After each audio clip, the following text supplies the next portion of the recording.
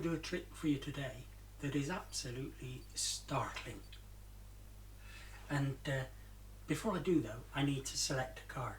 Now normally when I select a card I would ask you to help me, but obviously you're not here, so I'm going to have to do it myself.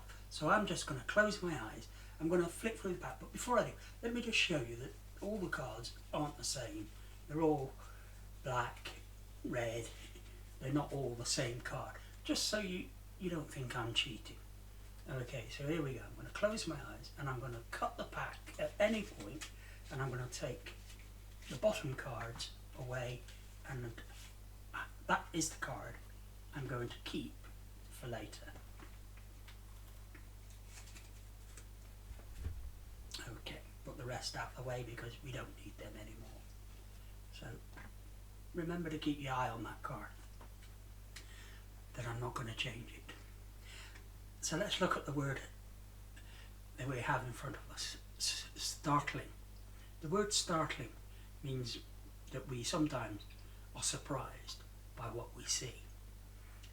And one of the things about this word is that if you take away a letter, each time you take away a letter, you end up with another word. So let me show you what I mean. So if we take away the L,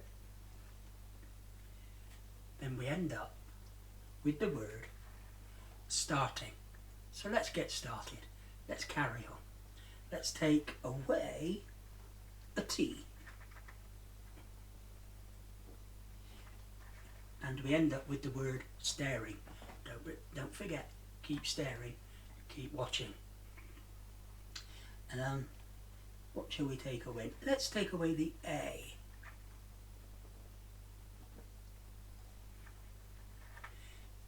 And we end up with the word string. How long is a piece of string? I don't know. Depends if you cut it, where you cut it. It could be as long as you like. Almost like this trick. Let's take away another word. Let's take away a letter, I should say, not word. Let's take away the R. And now we have the word sting. And I tell you, there is a sting in this trick. Let's take away the other T. And now we have the word sing. And hopefully you'll sing with praise when I finish this trick. Let's take away the G. And we end up with the word sin. And you know what? This trick is a sin. And now let's take away the S. And we end up with the word in. Not a very big word, but you know there's one more word. If we take away the N, we end up with the word I. That's right, I. One of the smallest words in the dictionary.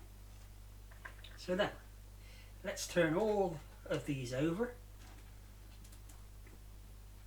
and then rebuild it. And as we rebuild it, I'm going to explain something. Thomas was one of Jesus' disciples, and Thomas was often called the doubter because Thomas doubted a lot of things. In fact, the most important thing he doubted was when Jesus had risen from the dead. The other disciples had seen him and they were startled and amazed with what they'd seen. But Thomas said, unless I see him and touch him, I will not believe. Now the question is, will you believe that Jesus came to love you? That he came to support you and to care for you. Now that's a simple thing to do, you know, if you believe. But you have to believe, you know. You need to keep Jesus in your heart and allow God to be supreme and make Jesus the King. Now, we started with the word startling. We end up with King of Clubs. How is that possible? How is that possible? Well, the truth is, that's what it's like when we want to know whether we believe in Jesus or not. We have to believe what we can't see. We have to believe something that we can't actually believe happened. We turned the word startling into King of Clubs. More than that, we selected the King of Clubs at the very beginning. Jesus selected you in the same way we selected the King of Clubs to make things happen. But you know, you're saying, well, on the back of that, the word startling will exist. Well, let me tell you, it's amazing, but I can't see the word startling anymore, because you see,